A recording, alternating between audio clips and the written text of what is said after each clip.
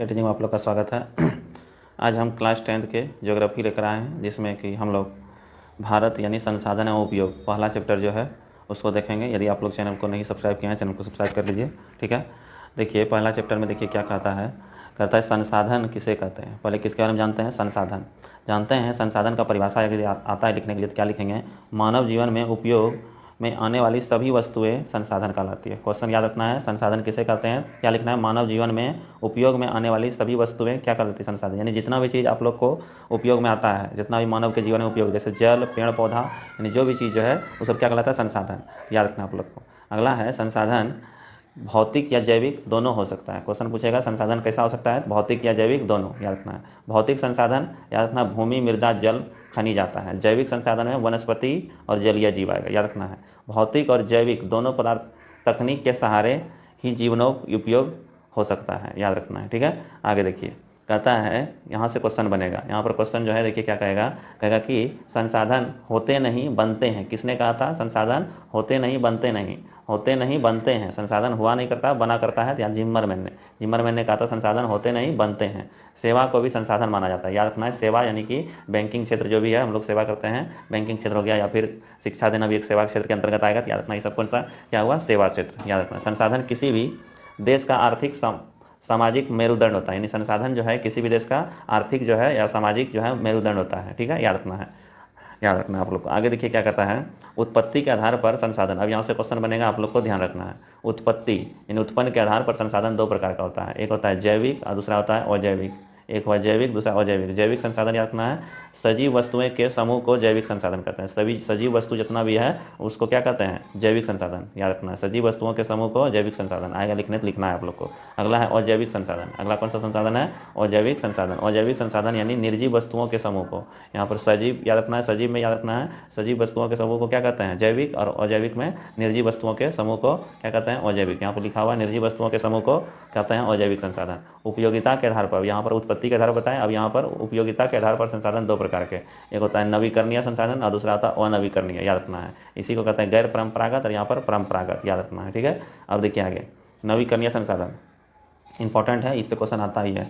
नवीकरणीय संसाधन याद रखना है वैसा संसाधन जिन्हें पुनः प्राप्त किया जा सकता है। जिन्हें पुनः प्राप्त किया जा सकता है यानी जिसको कि हम लोग खुद खत्म हो जाएगा एक तरह से, उसको पुनः फिर से प्राप्त कर लेंगे, तो उसी को क्या कहते हैं? नवीकरणीय संसाधन। जैसे सौर ऊर्जा जो है खत्म होगा, फिर सुबह जो है धूप निकलेगा तो उससे प्राप्त कर सकते हैं। उसी तरह से पवन ऊर्जा, ये सब जो है पवन के द्वारा यानी हवा के द्वारा जो ऊर्जा बनता है, जैसे जल ऊर्जा या वन एवं वन्य प्राणी, ये सब कौन सा ऊर्जा होता है? नवीकरणीय संसाधन। याद रखना, ये सब कौन सा स्रोत है? नवीकरणीय संसाधन। अगला देखिए, अब है नवीकरणीय संसाधन। अब देखिए अनवीकरणीय संसाधन। अब किसके बारे में पढ़ेंगे? अनवीकरणीय संसाधन। अनवीकरणीय संसाधन, अनवीकरणीय संसाधन वैसा संसाधन जिन्हें पुनः प्राप्त नहीं किया जा सकता है। जैसे याद रखना है कोयला, पेट्रोलियम, प्राकृतिक गैस। जैसे क्या होगा? कोयला, पेट्रोलियम और प्राकृतिक गैस कौन सा संसाधन होगा? अनवीकरणीय संसाधन। इंपॉर्टेंट है, इसको ध्यान रखिएगा। ठीक है, देखिए यहाँ पर अनवीकरणीय संसाधन यहाँ पर याद रखना है। ठीक है, ये इंपॉर्टेंट है, हम जो बोल दिए उसी को याद रखिएगा। ठीक है, अब देखिए यहाँ पर आगे क्या कहता है, स्वामित्व के आधार पर संसाधन कितने प्रकार के? स्वामित्व के आधार पर संसाधन चार प्रकार के, व्यक्तिगत, सामुदायिक, राष्ट्रीय, अंतर्राष्ट्रीय। याद रखना है, स्वामित्व यानी मालिक के आधार पर जो है, मालिकाना आधार पर कितना? चार प्रकार के स्वामी। ठीक है, व्यक्तिगत, सामुदायिक, राष्ट्रीय और अंतर्राष्ट्रीय। देखिए अब यहाँ पर व्यक्तिगत संसाधन किसको कहते हैं? इंपॉर्टेंट है, इसका परिभाषा अगर आएगा लिखने तो इसको लिखना पड़ेगा। देखिए क्या कहता है, व्यक्तिगत संसाधन वैसा संसाधन जिस पर किसी व्यक्ति का अधिकार होता है उसे व्यक्तिगत संसाधन कहते हैं। याद रखना है, जैसे भूमंडल यानी किसी का जो है भूमि जो है वो क्या हो गया? व्यक्तिगत होगा। घर या अन्य चीज़ जो है, जो किसी व्यक्ति का, किसी व्यक्ति का, खास व्यक्ति का हो, उसे क्या कहते हैं? व्यक्तिगत संसाधन। ठीक है, व्यक्तिगत मतलब ऐसा संसाधन जिस पर किसी खास व्यक्ति का अधिकार हो। ठीक है, जैसे घर पर किसका अधिकार है? अपना घर पर अपना ही अधिकार होगा, तो वही किसी अपना भूमि पर अपना ही अधिकार होगा, उसे कहते हैं व्यक्तिगत। अगला है सामुदायिक, वैसा संसाधन जिस पर किसी खास समुदाय का अधिकार हो, किसी खास समुदाय का अधिकार हो, उसे सामुदायिक संसाधन कहा जाता है। जैसे यहाँ पर देखिए, यहाँ पर लिखो उसे सामुदायिक संसाधन कहा जाता है। जैसे चरण भूमि यानी कि जो कि चरने वाला भूमि है। ठीक है, जैसे कि सरकार का आता है। फिर मंदिर या मस्जिद, ये सब तालाब, समुदाय भवन, गुरुद्वारा, गिरजाघर, ये सब जो है जो होता है, ये सब किसमें? सामुदायिक संसाधन आता है, किसी समुदाय का अधिकार होता है। ठीक है, अगला है राष्ट्रीय। राष्ट्रीय संसाधन वैसा संसाधन जिस पर किसी खास राष्ट्र का अधिकार होता है। वैसा संसाधन जिस पर किसी खास राष्ट्र का अधिकार होता है उसे राष्ट्रीय संसाधन कहते हैं। राष्ट्रीय मतलब देश का, किसी देश के अंतर्गत उपलब्ध सभी संसाधन को राष्ट्रीय संसाधन कहा जाता है। ठीक है, याद रखना आप लोग को, राष्ट्रीय संसाधन। अगला है अंतर्राष्ट्रीय संसाधन।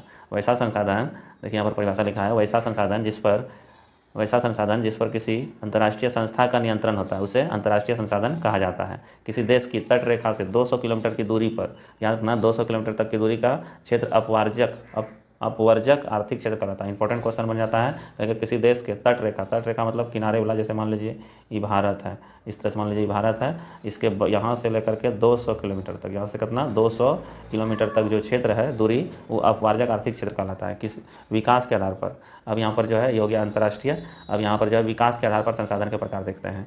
अब यहाँ पर देखिए विकास के आधार पर संसाधन पूछे कितना प्रकार के, 4, संभावी संसाधन, विकसित संसाधन, भंडारित संसाधन और संचित कोष संसाधन। ठीक है, अब देखिए यहाँ पर, इधर देखिए यहाँ पर दिया है संभावी, विकसित। यहाँ पर देखिए पहले संभावी संसाधन देखते हैं। पहले कौन सा संसाधन, संभावी संसाधन। संभावी संसाधन वैसा संसाधन जिस पर भविष्य में उपयोग में लाए जाने की संभावना हो, उसे संभावी संसाधन कहते हैं। यानी भविष्य में, संभावी मतलब संभावना हो, भविष्य में जो है आगे चल करके जो है, जैसे हिमालय क्षेत्र का खनिज, हिमालय क्षेत्र जो है, हिमालय जो है उसके अंदर में खनिज जो भी होगा वो भविष्य में अगर आगे चल करके यूज पड़ेगा। पवन ऊर्जा, अभी पवन ऊर्जा को उतना यूज नहीं होता है लेकिन आगे चल के यूज होगा। या सौर ऊर्जा, इसमें बहुत कम यूज होता है, अभी तो कोयला के द्वारा जो हम लोग के यहाँ पर जो है बिजली बन जाता है, लेकिन आगे चल कर जो है इसी पर हम लोग को आश्रित होना होगा। ठीक है, वही कहता है। अगला है विकसित, विकसित संसाधन। देखिए क्या है, विकसित संसाधन वैसा संसाधन जिन पर जिन्हें उपलब्ध तकनीक के आधार पर उपयोग में लाया जा सकता है। यानी तकनीक मतलब टेक्नोलॉजी पर जो है जिसको कि उपयोग में लाया जा सकता है, यानी विकसित करके, टेक्नोलॉजी विकसित करके उसे निकाला जा सकता है। ठीक है, विकसित संसाधन। अगला है भंडार संसाधन। कौन सा है, भंडार संसाधन। भंडार संसाधन याद रखना आप लोग को, वैसा संसाधन जिस पर उपयुक्त तकनीक के अभाव में वर्तमान में उपयोग में नहीं लाया जा सकता। भंडार यानी कि भंडारित संसाधन, भंडार हुआ है, जमा है, यानी कि तकनीक का अभी अभाव है, टेक्नोलॉजी का अभाव है, उसको उपयोग में नहीं लाया जा सकता है। अगर आगे टेक्नोलॉजी विकसित होगा तो वहाँ पर जो है उसे भंडारित संसाधन, यानी अभी जमा है, उसको आगे चल करके जो है हम लोग निकालेंगे संसाधन। ठीक है, अगला है संचित। संचित मतलब जमा, कोष, संचित कोष संसाधन। याद रखना संचित कोष संसाधन में देखिए क्या कहता है, संचित कोष कहता है वैसा संसाधन जिस पर उपलब्ध तकनीक के आधार पर प्रयोग में लाया जा सकता है। तकनीक मतलब विकसित हो गया है के आधार पर तो प्रयोग में लाया जा सकता है, उसे संचित कोष संसाधन कहते हैं। यानी तकनीक विकसित हो जाएगा, टेक्नोलॉजी विकसित हो जाएगा, उसके बाद जो है संसाधन का उपयोग कर सकते हैं।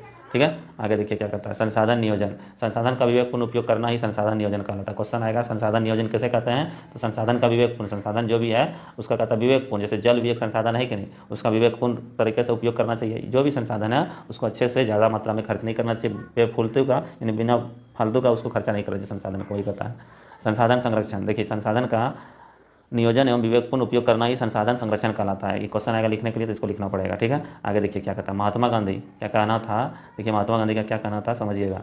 महात्मा गांधी देखिए क्या कहते हैं, यहाँ पर इंपॉर्टेंट बात है। महात्मा गांधी का कहना था हमारे पास पेट भरने के लिए बहुत कुछ है लेकिन पेटी भरने के लिए नहीं है। इंपॉर्टेंट लाइन है, क्वेश्चन पूछेगा ये कथन किसका है, तो महात्मा गांधी का। हमारे पास पेट भरने के लिए बहुत कुछ है लेकिन पेटी भरने की, पेटी मतलब कि यानी कि अब ज़्यादा सामान जो है यूज करने लगिएगा, अब ज़्यादा मान लीजिए अधिक जो है जितना ज़रूरत है उतना ही यूज कीजिए, उससे ज़्यादा मतलब ज़्यादा नहीं रखिए, वही कह रहा है यहाँ पर। कहता है पेट भरने के लिए बहुत कुछ है लेकिन पेटी भरने के लिए, यानी कि खजाना जो है ज़्यादा जो है उसको भरना नहीं है, सबके लिए उपयोगी है, सबको दीजिए। अगला है मेघा पाटेकर का संबंध किससे है, तो क्वेश्चन पूछेगा मेघा पाटेकर का संबंध किससे है, नर्मदा बचाओ आंदोलन से। नर्मदा बचाओ आंदोलन से क्वेश्चन पूछेगा, इंपॉर्टेंट है ये सब लाइन। ठीक है, याद रखना मेघा पाटेकर का संबंध नर्मदा बचाओ।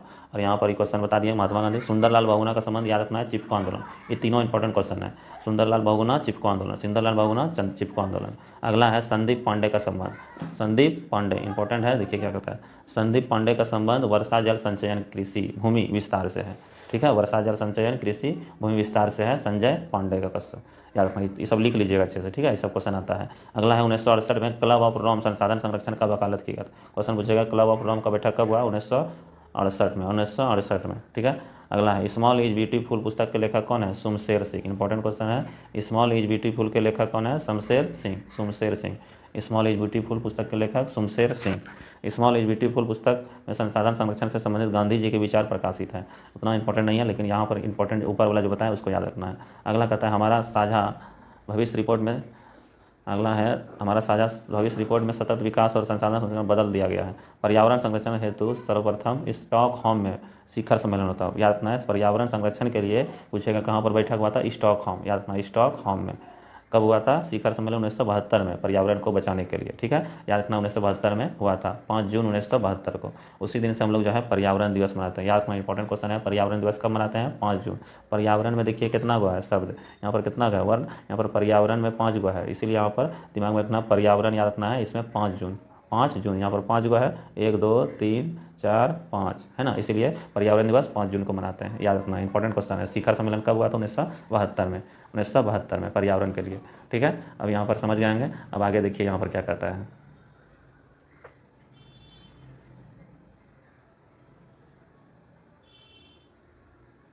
अब यहाँ पर देखिए,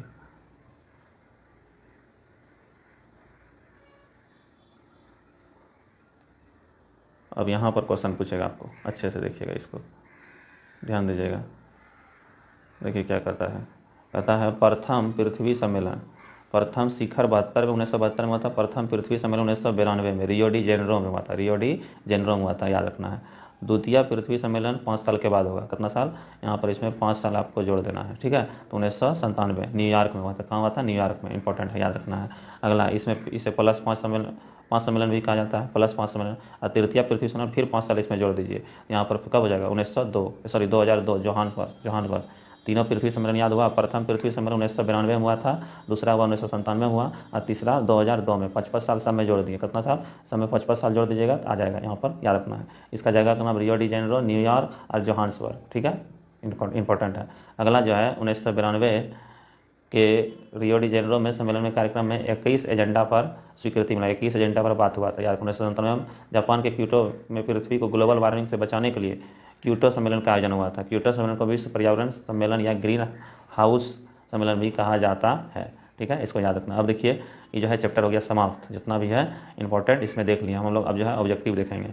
ऑब्जेक्टिव यानी वस्तुनिष्ठ प्रश्न जो है इसको देखते हैं। देखिए यहाँ पर वस्तुनिष्ठ प्रश्न में क्या आता है। पहला क्वेश्चन देखिए, यहाँ पर कहता है कोयला, पहला क्वेश्चन है कोयला, कहता है कोयला किस प्रकार का संसाधन है? अभी बताएं, कोयला अनवीकरणीय संसाधन। कोयला, पेट्रोलियम और प्राकृतिक गैस कौन सा संसाधन है? अनवीकरणीय, यानी जिसको कि पुनः प्राप्त नहीं किया जा सकता है। ठीक है, सौर ऊर्जा या पुनः पूर्ति योग, इंपॉर्टेंट क्वेश्चन है। सौर ऊर्जा कौन सा है? पुनः पूर्ति योग, यानी इसको जो है पुनः एक तरह से फिर से हम लोग वापस ले सकते हैं। ठीक है, अगला क्वेश्चन याद रखना है। अगला क्वेश्चन देखिए क्या कहता है कि तट रेखा से कितने किलोमीटर की क्षेत्र सीमा अपवर्जित आर्थिक क्षेत्र? ये बताया है 200 नॉटिकल मील। इतना 200 नॉटिकल मील, याद रखना है। ठीक है, 200 नॉटिकल मील। डाकुओं की अर्थव्यवस्था का सम्मान, डाकुओं की अर्थव्यवस्था का सम्मान संसाधन के अनियमित विदोहन से है। डाकुओं के अर्थव्यवस्था का सम्मान संसाधन के अनियमित विदोहन से है। अगला क्वेश्चन देखिए, 5वां नंबर क्या कहता है? कहता है समुद्र क्षेत्र में राजनीतिक सीमा के कितने किलोमीटर क्षेत्र तक राष्ट्रीय संपदा निहित है? 19.2 किलोमीटर, 19.2 किलोमीटर, याद रखना है। अगला क्वेश्चन है पर्यावरण संरक्षण हेतु पहला विश्व शिखर सम्मेलन, अभी बताए थे यहाँ पर 1972 में। कब बताए थे? 1972 में, याद रखना। पहला शिखर सम्मेलन 1972 में। देखिए यहाँ पर लिखा हुआ है 1972 में। निम्न में से कौन सा अजैविक संसाधन है? याद रखना, नदी। अब ऑप्शन में रहेगा कौन सा? नदी। निम्न में से कौन अनवीकरणीय संसाधन? अनवीकरणीय संसाधन जिसको कि पुनः प्राप्त किया जा सकता है, कौन है? सौर ऊर्जा। ठीक है, याद रखना। अगला क्वेश्चन देखिए, प्राकृतिक संसाधन के संरक्षण में, प्राकृतिक संसाधन के संरक्षण के लिए क्या क्वेश्चन कर रहा है?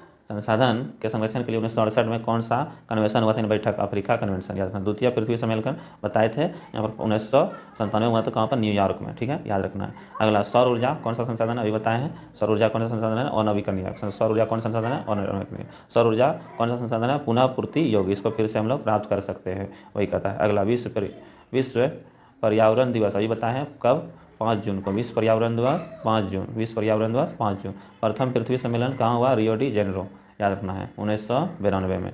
कहता है अगला कि निम्न में अनवीकरणीय संसाधन जीवाश्म ईंधन, कौन सा? जीवाश्म ईंधन। ठीक है, यहाँ पर जो है हम लोगों ने बहुत सारा जो है ऑब्जेक्टिव देखा, 15 का ऑब्जेक्टिव भी देख लिए। इस तरह से जो है इस वीडियो को इतना ही रहने देते हैं। अब जो है सब्जेक्टिव कुछ है, उसको सब्जेक्टिव को आप लोग अच्छे से कर लीजिएगा। ठीक है, यहाँ पर जो है इसमें दिया हुआ है अच्छे वैसे, इसमें सब लिख दिए है टोटल। अगर बोलिएगा तो बताने के लिए सब्जेक्टिव भी बता देंगे। इस वीडियो में इतना ही रहने देते हैं, मिलते हैं नेक्स्ट।